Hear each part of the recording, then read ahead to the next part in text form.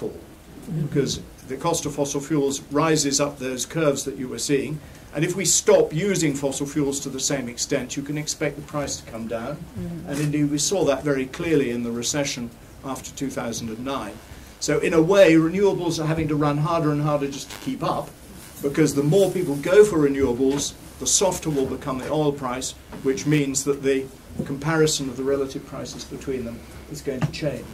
But what is undoubtedly the case is that these renewables are very affordable. Yeah.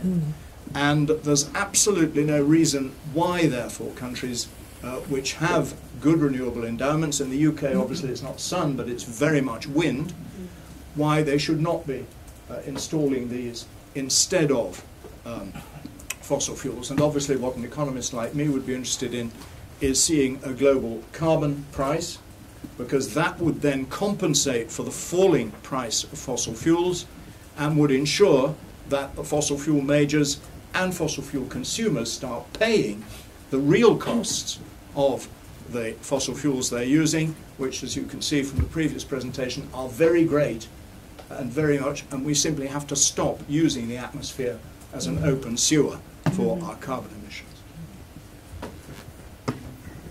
Thank you very much. Dr. Ekins, are you aware of any study of the carbon majors' investments on renewable energy?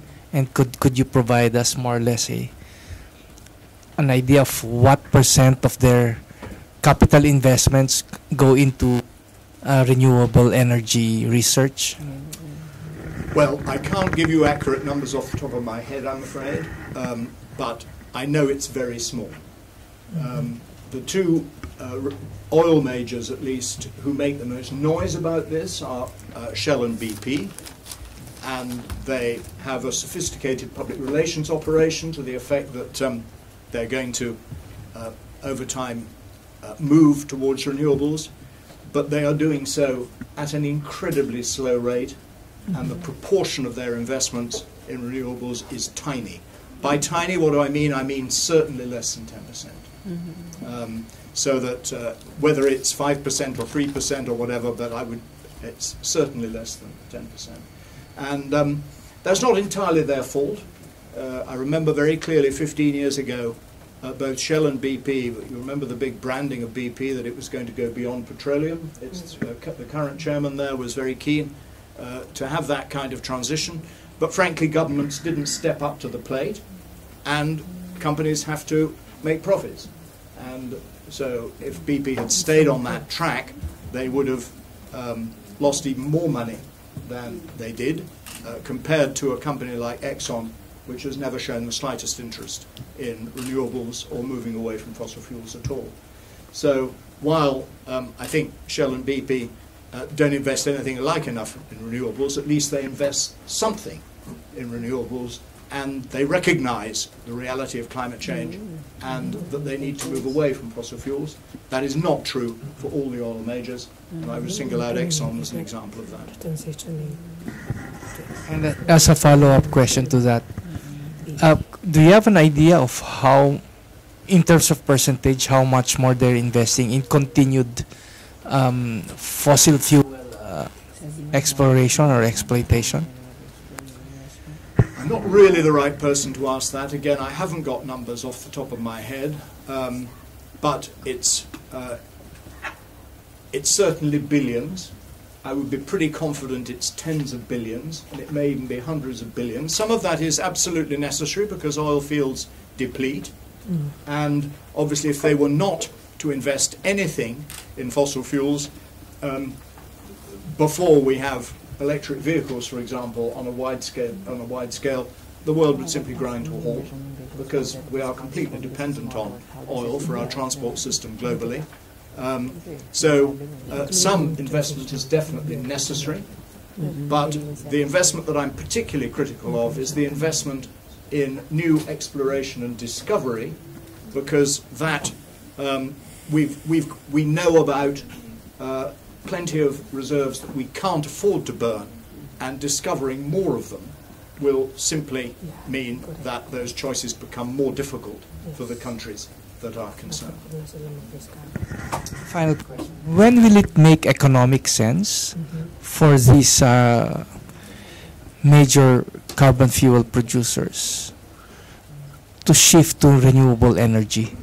Can you give us I understand that this is a market-driven decision for them to invest more on carbon fuels than on renewable energy, but do you see any economic trend or factors happening in the future that would be an economic, not political, that would provide impetus for them to finally invest more on renewable energy rather than well, if we carbon? take coal companies as an example, as the ones that are going to have to make the transition first, the historical evidence is not good, and it seems that they prefer to go bust rather than change their ways.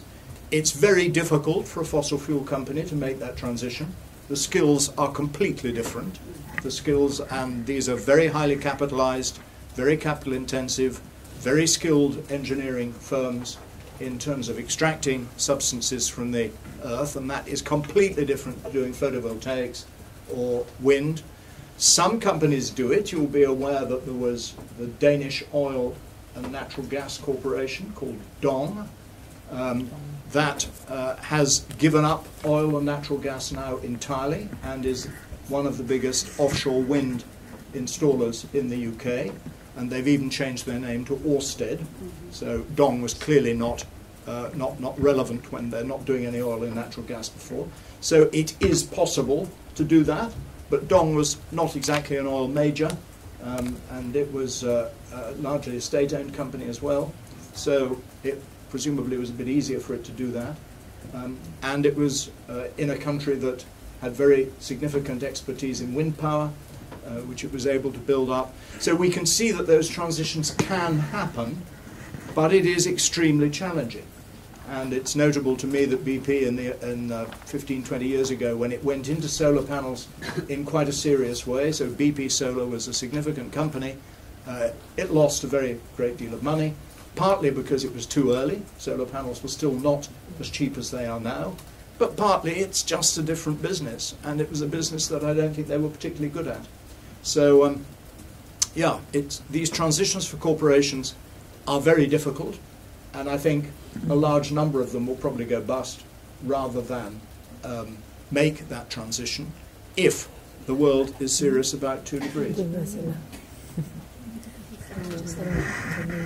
Thank you, Doctor.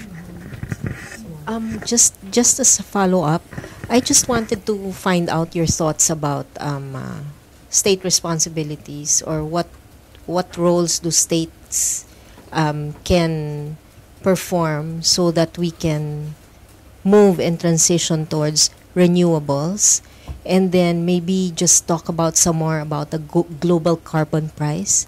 How is that going to take effect if you say that global carbon price should be able to control the falling cost of fossil fuels, and not making them more attractive again to invest in?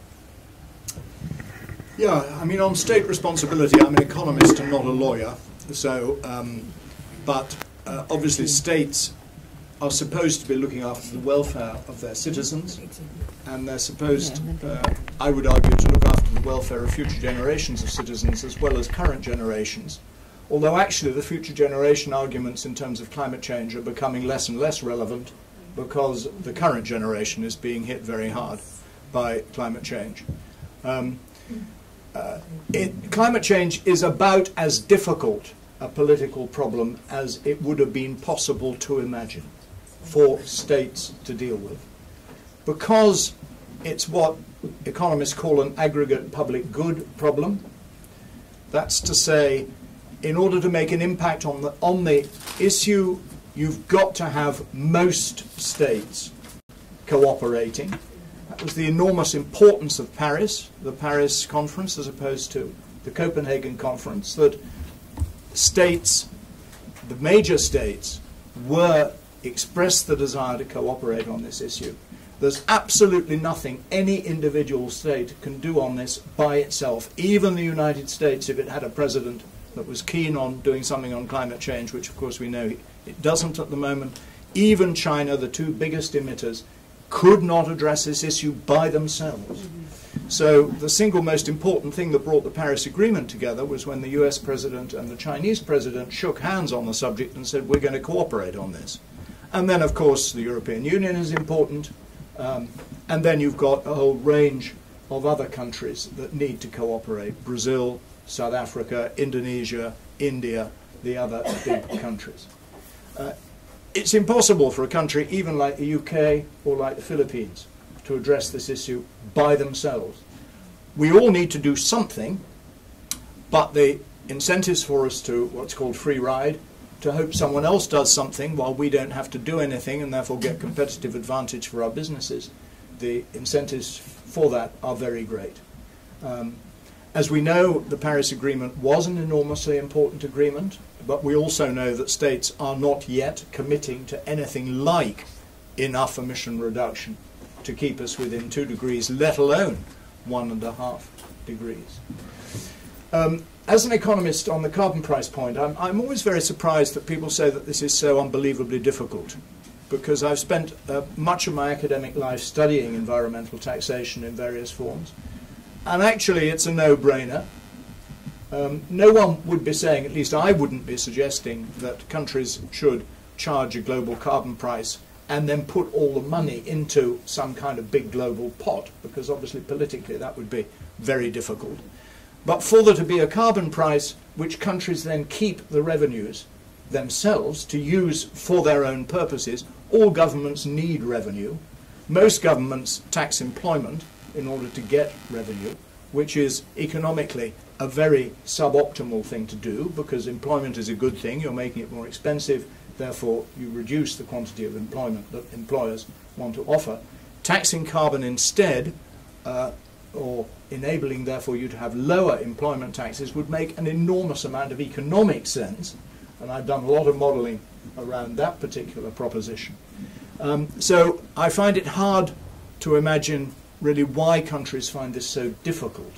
But the fact of the matter is they do find it politically very difficult to introduce carbon taxes, and certainly there's no sight of a global carbon tax on the horizon anytime soon. I hope we won't have to see too many more pictures of the kind, heartbreaking pictures that we saw from the Philippines earlier, for policymakers to start taking those responsibilities and those ideas pretty seriously.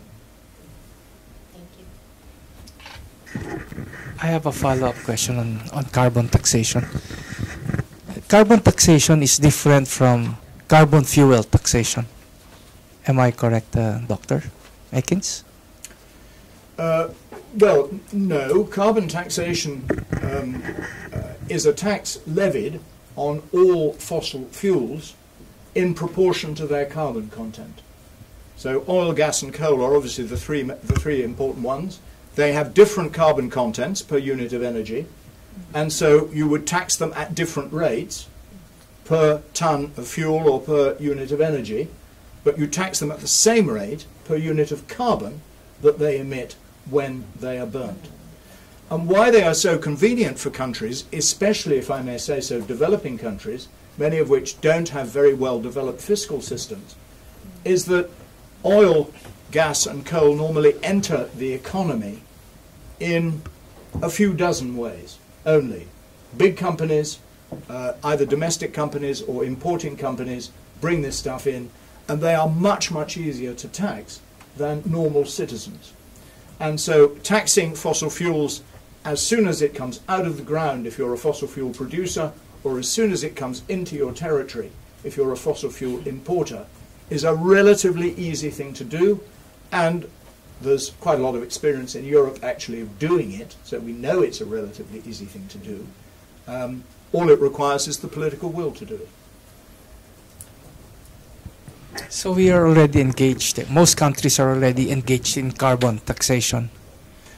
No, by no means. The number of countries, most countries are engaged in energy taxation of some kind, although many countries still subsidize fossil fuels, which of course is a doubly bad thing to do because you're making them cheaper than they would otherwise be. Many countries engage in energy taxation, but relatively few countries actually have identified carbon taxation as being a major fiscal instrument for both revenue raising, which is important, and for the incentive effects for changing the relative prices of carbon fuels as against renewables. If there were, the current carbon price in the European emissions trading system is about 20 to 30 euros a tonne. It goes up and down, but it's relatively high at the moment. If there were a global carbon price of 20 to 30 euros a tonne, as exists in the EU, renewables throughout the tropics would be substantially cheaper than fossil fuels. So it would make an enormous difference to the economic signals that companies would have in terms of installing this energy capacity. Thank you very much, Doctor. No, I don't.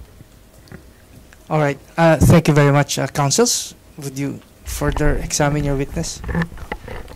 Okay. Thank you for that beautiful presentation, Dr. Ekins. You mentioned about transitioning out of the companies. They have to transition out fast and quickly, and you also mentioned that they have to submit responsible business models or plans. What does it look like? If I may ask, do you have any recommendations of how these transitioning out of the companies or these responsible models, business models of these companies, for you, how should it look like, and at what the ideal setup? Well, companies will do it in different ways. The companies that I think are particularly interesting are not the fossil fuel companies, with the exception of Dong, which I think Dong is very interesting. They took a high-level corporate decision that they were going to focus on offshore wind, which they built up very great expertise, and so they've become exclusively now more or less offshore wind producers. NG is another interesting company, and is an example really of not of fossil fuel companies that extract the fossil fuels, but the electricity companies that use the fossil fuels. And there it's been really interesting to see how those companies have reacted to the kind of climate change issues. Because in a country like the UK, we used to be extremely dependent on coal. So some 80 to 90% in 1990, which isn't so long ago, of electricity was generated by coal. We then shifted, for purely economic reasons, to a far greater use of gas. And then from about the year 2000, we started thinking about renewables.